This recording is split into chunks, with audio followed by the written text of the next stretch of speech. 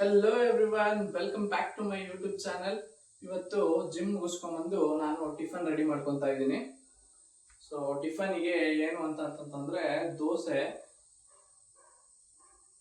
ಇದು batter ready ಆಗಿರೋದು actually ಹೇಳ್ಬೇಕು ಅಂತಂದ್ರೆ ತಟ್ಟೆ ಇಡ್ಲಿಗೆ. ಬಟ್ ನಾನು ಏನಂತಂದ್ರೆ ಇವಾಗ ಅಷ್ಟೊಂದು ಪೇಷನ್ಸ್ ಇಲ್ಲ ತಟ್ಟೆ ಇಡ್ಲಿ ಮಾಡ್ಕೊಳ್ಳೋದು ಅಷ್ಟು. ನಮ್ಮ ಅಮ್ಮಂಗೆ ಕೇಳಿದಕ್ಕೆ ಅವರು ತಟ್ಟೆ ಇಡ್ಲಿಗೆ ಅದು ರೆಡಿ ಮಾಡಿರೋದು ಅಂತಂದ್ರು. ಬಟ್ ನಾನು ಇವಾಗ ಅಷ್ಟು ಪೇಷನ್ಸ್ ಇಲ್ಲ ನನಗೆ. ಸೊ ಹಂಗಾಗಿ ನಾನು ಇವಾಗ ಏನಂತಂದ್ರೆ ದೋಸೆ ಮಾಡ್ಕೊತಾ ಇದ್ದೀನಿ. ಯಾಕಂದ್ರೆ ಇನ್ಸ್ಟೆಂಟ್ ಆಗಿ ರೆಡಿ ಆಗುತ್ತೆ, ಬೇಗ ಹಾಕೊಂಡ್ಬಿಡ್ಬೋದು ಅಂತ ಹೇಳಿ. ಸೊ ಹಂಗಾಗಿ ದೋಸೆ ಮಾಡ್ತಾ ಇದ್ದೀನಿ. ಸೊ ಯಾವ ದೋಸೆ ಅಂತಂದ್ರೆ ಅದರಲ್ಲಿ ನೀರು ದೋಸೆ, ಮಸಾಲೆ ದೋಸೆ, ಬೆಣ್ಣೆ ದೋಸೆ, ಈರುಳ್ಳಿ ದೋಸೆ, ಆಮೇಲೆ ಸೆಟ್ ದೋಸೆ, ಪ್ಲೇನ್ ದೋಸೆ, ಈ ಥರ ಎಲ್ಲ ಬರುತ್ತಲ್ಲ. ಅದ್ರ ಒಳಗಡೆ ನಾನು ಮಾಡ್ಕೊತ ಇರೋದು ಸೆಟ್ ದೋಸೆ. ಯಾಕೆ ಅಂತಂದ್ರೆ ಈ ಬ್ಯಾಟರ್ ರೆಡಿ ಆಗಿರೋದು ತಟ್ಟೆ ಇಡ್ಲಿಗೋಸ್ಕರ, ಬಟ್ ನಾನ್ ಮಾಡ್ಕೊಂತ ಇರೋದು ದೋಸೆಗೆ. ಸೊ ಹಂಗಾಗಿ ಏನಂತಂದ್ರೆ ಸೆಟ್ ದೋಸೆ ಮಾಡ್ಕೊಂತ ಇದ್ದೀನಿ. ಆಲ್ರೆಡಿ 2 ಮಾಡಿದೀನಿ, ಬಟ್ ಅದು ಚೆನ್ನಾಗಿ ಬಂದಿಲ್ಲ. ನಂಗೆ ಕುಕ್ ಮಾಡಕ್ ಬರತ್ತೆ ಆಕ್ಚುಲಿ ಹೇಳ್ಬೇಕಂತಂದ್ರೆ. ನಾನು ಬ್ಯಾಚುಲರ್ಸ್ ರೂಮಲ್ಲಿ ಇದ್ದಾಗ ನಾನು ಕುಕ್ ಕೂಡ ಮಾಡ್ತಾ ಇದ್ದೆ. ಈಗ ಅಮ್ಮ ಬಂದ್ಮೇಲೆ ನಾನು ಕುಕ್ ಮಾಡೋದನ್ನ ಕಮ್ಮಿ ಮಾಡಿದ್ದೀನಿ. ಸೊ ಮತ್ತೆ ಸ್ಟಾರ್ಟ್ ಮಾಡ್ಬೇಕು ಆಕ್ಚುಲಿ.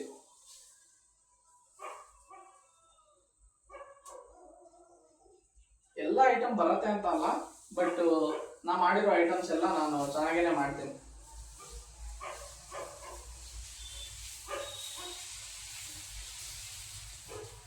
ಸೊ ಹಾಳಾಗದೆ ಇರೋ ತರ ಬರ್ಲಿ ಅಂತ ಹೇಳಿ ಸ್ವಲ್ಪ ದಪ್ಪನೇ ಹಾಕೊಂತ ಇದೀನಿ. ನಾನು 2 ಸೆಟ್ ದೋಸೆ ಮಾಡ್ಕೊಂತ ಇದೀನಿ. ಸೊ ಇವಾಗ ನನಗೆ ಸೆಟ್ ದೋಸೆ ವಿತ್ ನನ್ನ ಪ್ರೋಟೀನ್ ಶೇಕ್ ರೆಡಿ ಇದೆ. ಆಲ್ರೆಡಿ ಗ್ರೈಂಡ್ ಮಾಡಿ ಇಟ್ಟು ಹೋಗಿದ್ರು ಅಮ್ಮ. ಸೊ ಅದನ್ನು ರೆಡಿ ಮಾಡ್ಕೊಂಡಿದ್ದೀನಿ. ಇದೊಂದು ಸೀಬೆಹಣ್ಣು ಗೋವಾ, ಇದೊಂದು ಕಟ್ ಮಾಡ್ಕೊಂಡು ಈ ಫುಲ್ ಸೀಬೆಹಣ್ಣನ್ನು ನನ್ನ ಬ್ರೇಕ್ಫಾಸ್ಟಿಗೆ ಆ್ಯಡ್ ಮಾಡ್ಕೋಬೇಕು. ಸೊ ಈ ದೋಸೆ ಹಾಕಿದ್ದಾದ್ಮೇಲೆ ಅದನ್ನು ಕಟ್ ಮಾಡ್ಕೊಳ್ಳೋಣ.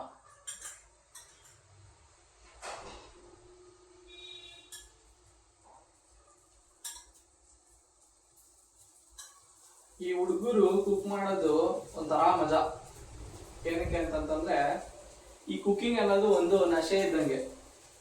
ಯಾರ್ಯಾರೋ ಏನೇನೋ ನಶೆ ಮಾಡ್ತಾರಲ್ಲ, ಅದ್ರೊಳಗಡೆ ಈ ಕುಕಿಂಗ್ ಕೂಡ ಒಂಥರ ನಶೆ ಇದ್ದಂಗೆ. ಒಂದ್ಸಲ ನಿಮಗೆ ಇದ್ರ ಮೇಲೆ ಇಂಟ್ರೆಸ್ಟ್ ಬರಕ್ ಸ್ಟಾರ್ಟ್ ಆಯ್ತು ಅಂತಂತಂದ್ರೆ ಇದನ್ನ ಬ್ಯೂಟಿಫುಲ್ ಆಗಿ ಲೈಫಲ್ಲಿ ಅಡಾಪ್ಟ್ ಮಾಡ್ಕೋಬಹುದು. ಯಾಕೆ ಅಂತಂದ್ರೆ ನಿಮಗೆ ಏನೋ ಒಂಥರ ಸ್ಯಾಟಿಸ್ಫ್ಯಾಕ್ಷನ್ ಸಿಗುತ್ತೆ ಇದರಿಂದ, ಕುಕಿಂಗ್ ಇಂದ. ನಿಮ್ ಸ್ಟ್ರೆಸ್ ನ ರಿಲೀವ್ ಮಾಡ್ಕೋಬಹುದು. ಮತ್ತೆ ಇನ್ನೊಂದು ಏನಂತಂದ್ರೆ ಎಕ್ಸ್ಪೆರಿಮೆಂಟ್ ಮಾಡ್ಬೋದು. ಹೊಸ ಹೊಸ ರೆಸಿಪೀಸ್ ಏನಾದ್ರು ಇತ್ತು ಅಂತಂದ್ರೆ ನಿಮ್ ಮನೇಲಿ ರೆಡಿ ಇದಾರೆ ತಿನ್ನೋದಕ್ಕೆ ಅಂತಂದ್ರೆ ನೀವು ಅವ್ರ ಮೇಲೆ ಎಕ್ಸ್ಪೆರಿಮೆಂಟ್ ಕೂಡ ಮಾಡ್ಬೋದು. ಹಂಗಂತ ಹೇಳಿ ಏನೇನೋ ರೆಸಿಪೀಸ್ ನ ಟ್ರೈ ಮಾಡಕ್ ಹೋಗ್ಬೇಡಿ. ಮಾಡಕ್ಕಿಂತ ಮುಂಚೆ ನಿಮ್ ಮನೇಲಿ ನಿಮ್ಮ ಅಮ್ಮ ಒಂದು ಸಜೆಷನ್ ತಗೊಳ್ಳಿ. ಒಂದ್ಸಲ ಕೇಳಿ ಅವರಿಗೆ, ಈ ತರ ಮಾಡ್ಬೇಕಂತ ಇದೀನಿ, ಮಾಡ್ಬೋದಾ ಬೇಡವಾ ಅಂತ.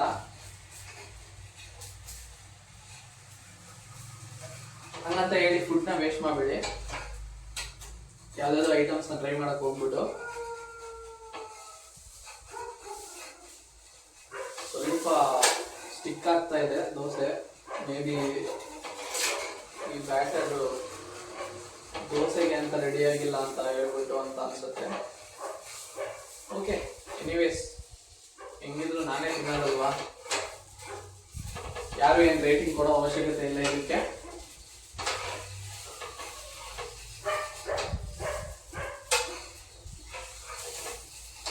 ನನಗೇನು ಟೇಸ್ಟ್ ಚೆನ್ನಾಗಿದ್ರೆ ಸಾಕು.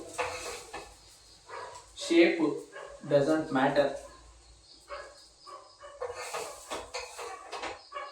ಬಟ್ ಸೀರಿಯಸ್ ಆಗಿ ನಂಗೆ ಅಡುಗೆ ಮಾಡಕ್ ಬರುತ್ತೆ.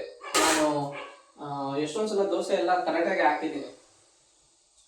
ನಾವು ರೂಮಲ್ಲಿ ಇದ್ದಾಗ ಆಕ್ಚುಲಿ ಎಲ್ಲ ಹುಡುಗರಿಗೂ ನಾನೇ ದೋಸೆ ಹಾಕೊಡ್ತಾ ಇದ್ದೆ.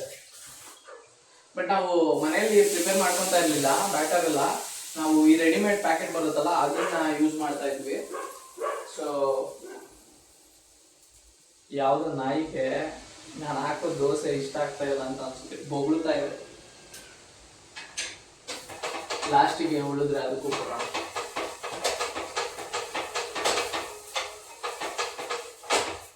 ಇದು ಇನ್ನೊಂದು ವಿಷಯ ಏನಂತಂದ್ರೆ, ಈ ಈರುಳ್ಳಿ ದೋಸೆ ಯಾರ್ಯಾರ ಮನೇಲಿ ಮಾಡಿರ್ತೀರಾ ಅವ್ರಿಗೆಲ್ಲ ಗೊತ್ತಿರುತ್ತೆ. ಈ ಇದನ್ನ ಒಂದು ದೋಸೆ ಹಾಕಿದ್ಮೇಲೆ ಇನ್ನೊಂದು ದೋಸೆ ಹಾಕೋಕ್ಕಿಂತ ಮುಂಚೆ ಈ ತರ ನೀರ್ ಹಾಕ್ತಾರೆ ತವಾ ಮೇಲೆ, ಪ್ಯಾನ್ ಮೇಲೆ ನೀರ್ ಹಾಕ್ಬಿಟ್ಟು ಆಮೇಲೆ ದೋಸೆ ತವಾಗೆ ಈ ತರ ಈರುಳ್ಳಿನ ರಬ್ ಮಾಡ್ತಾರೆ. ನನಗ್ ಗೊತ್ತಿರೋದು ಏನಂತಂದ್ರೆ, ಏನಕ್ಕೆ ರಬ್ ಮಾಡ್ತಾರೆ ಅಂತ, ಆ ಪ್ರೀವಿಯಸ್ ಏನಾದ್ರು ಸ್ಟಿಕ್ ಆಗಿದ್ರೆ ನೆಕ್ಸ್ಟ್ ಹಾಕೋ ದೋಸೆಗೆ ಪ್ರಾಬ್ಲಮ್ ಆಗ್ಬಾರ್ದು ಅಂತ ಹೇಳಿ, ಅದೆಲ್ಲ ಬರ್ಬೇಕು ವಾಪಸ್ಸು ಅಂತ ಹೇಳಿ, ಅದೆಲ್ಲ ವಾಪಸ್ ಹೋಗ್ಬೇಕು ಅಂತ ಹೇಳಿ ಅದನ್ನ ರಬ್ ಮಾಡ್ತಾರೆ ಅಂತ ಅನ್ಕೊಂತೀನಿ. ರೀಸನ್ ಏನಾದ್ರು ಬೇರೆ ಇದ್ರೆ ಕಮೆಂಟ್ ಮಾಡಿ. ನನಗೆ ಗೊತ್ತಿರೋದು ಆತರ ಅನ್ಕೊಂಡಿದ್ದೀನಿ ನಾನು. ಸೊ ಇದು ಲಾಸ್ಟ್ ದೋಸೆ ಸಾಕು ಇವಾಗ.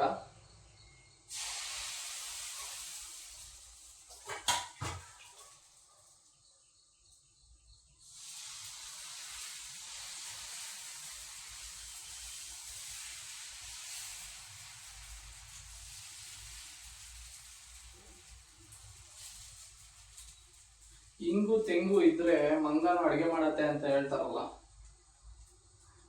ಅದು ಎಷ್ಟು ನಿಜಾನೋ ಸುಳ್ಳೋ ಗೊತ್ತಿಲ್ಲ. ಬಟ್ ಅಡಿಗೆ ಮಾಡೋದು it is not a easy thing guys. ಅದಕ್ಕೆ ನಿಜವಾಗ್ಲೂ ಸ್ಕಿಲ್ಸ್ ಬೇಕು, ಎಕ್ಸ್ಪೀರಿಯನ್ಸ್ ಬೇಕು. ಸುಮ್ಮನೆ ಯಾವುದೇ ಒಂದು ಕೆಲಸನೂ ಈಸಿ ಅಲ್ಲ.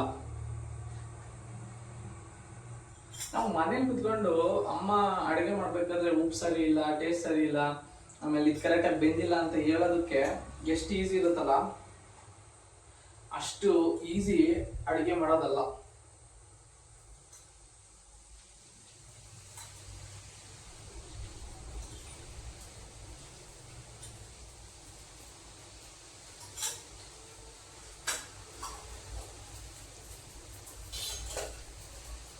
ಹಂಗೇನಾದ್ರು ಅಷ್ಟು ಈಸಿ ಇದ್ದಿದ್ರೆ ಅಡುಗೆ ಮಾಡೋದು,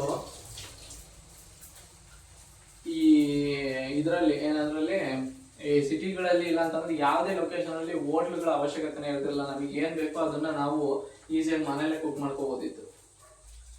ಆಲ್ಸೋ ಏನ್ ಇಂಪಾರ್ಟೆಂಟ್ ಆಗುತ್ತೆ ಅಂದ್ರೆ ಅಡುಗೆದಲ್ಲಿ ನಿಮಗೆ ಒಬ್ಬರಿಂದ ಇನ್ನೊಬ್ರು ಮಾಡೋ ಕೈ ಗುಣ ಇದೆಯಲ್ಲ, ಅದು ತುಂಬಾ ಇಂಪಾರ್ಟೆಂಟ್ ಆಗುತ್ತೆ. ಸೊ ಸೇಮ್ ರೆಸಿಪಿನೇ ನೀವು ಬೇರೆಯವ್ರ ಕೈಯಲ್ಲಿ ತಿಂದಾಗ ಬೇರೆ ಬೇರೆ ತರ ಟೇಸ್ಟ್ ಬರುತ್ತೆ.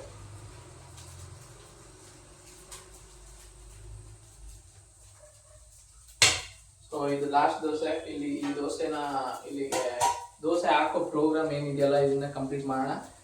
ನೆಕ್ಸ್ಟ್ ನಾನು ಈ ಸೀಬೆಹಣ್ಣು ಏನಿದೆ ಅದನ್ನ ಚಾಪ್ ಮಾಡ್ಕೋಬೇಕು, ಅದನ್ನ ಚಾಪ್ ಮಾಡ್ಕೊಳ್ಳೋಣ.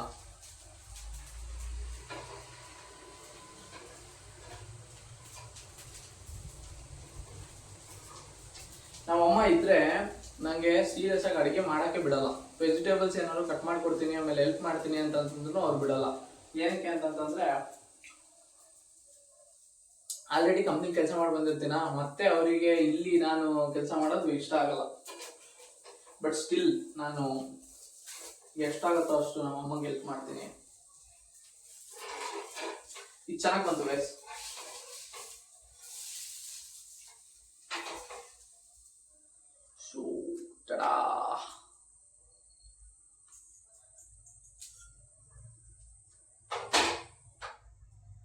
ದೋಸೆ ಫಿನಿಶ್ ಆಯ್ತು. ಇದನ್ನ ಕಟ್ ಮಾಡ್ಕೋಬೇಕು.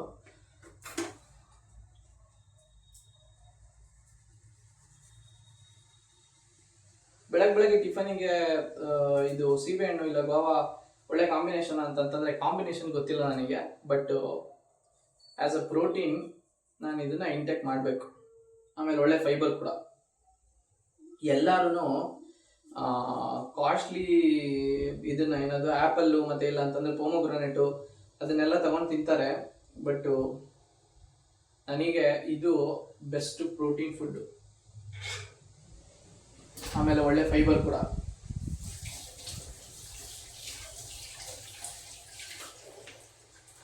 ನಿಮಗೆ ಡೈಜೆಷನ್ಗೆ ಸಖತ್ ಒಳ್ಳೇದಿದು. ಸೊ ಹಂಗಾಗಿ ನಾನು ಫ್ರೀಕ್ವೆಂಟ್ ಆಗಿ ಇದನ್ನ ನನ್ನ ಏನದು ಮೀಲಲ್ಲಿ ತಗೊತಾ ಇರ್ತೀನಿ. ಇಲ್ಲ ಅಂತಂತಂದರೆ ಫ್ರೀ ಟೈಮಲ್ಲಾದರೂ ತಿಂತಾ ಇರ್ತೀನಿ.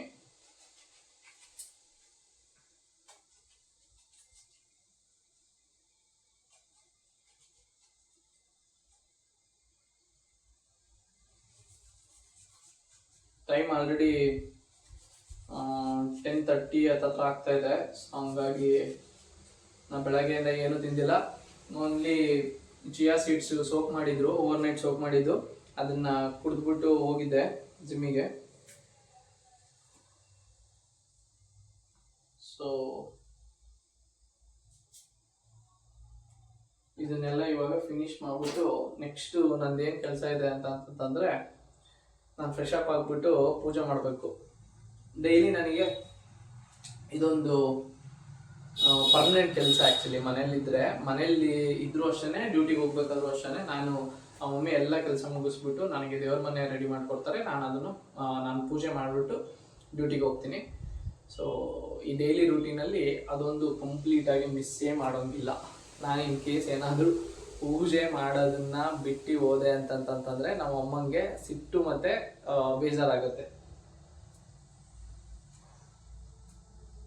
ಸೊ ಇದಕ್ಕೆ ಇವಾಗ ಏನಂತಂತಂದರೆ, ದೋಸೆಗೆ ಏನು ಇದು ಅಂತಂದರೆ ಚಟ್ನಿನ ಪ್ರಿಪೇರ್ ಮಾಡಿಲ್ಲ. ಚಟ್ನಿ ಮಾಡ್ಕೊ ಅಂತ ಹೇಳಿದರು, ಬಟ್ ಅದಕ್ಕೂ ಇವಾಗ ಪೇಷನ್ಸ್ ಇಲ್ಲ ನನಗೆ. ಇವಾಗ ಕಾಯೆಲ್ಲ ರುಬ್ಬೋಕ್ಕೆ ಆಗಲ್ಲ. ಸೊ ಹಂಗಾಗಿ ಇದು ಕೆಂಪು ಚಟ್ನಿ. ಸೊ ದಿಸ್ ಈಸ್ ಕೆಂಪು ಚಟ್ನಿ.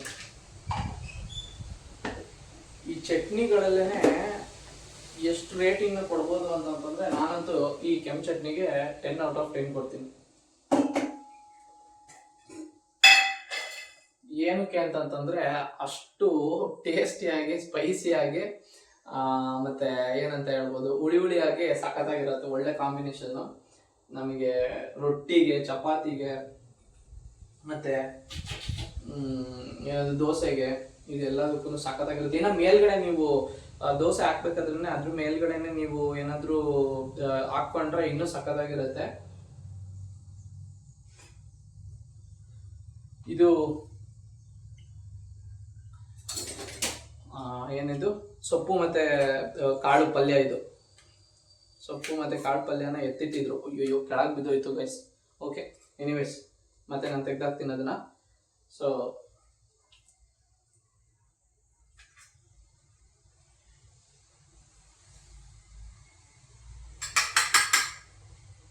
ಇದನ್ನು ಬಾಕ್ಸಲ್ಲಿ ಇಟ್ಟಿದ್ರು. ಸೊ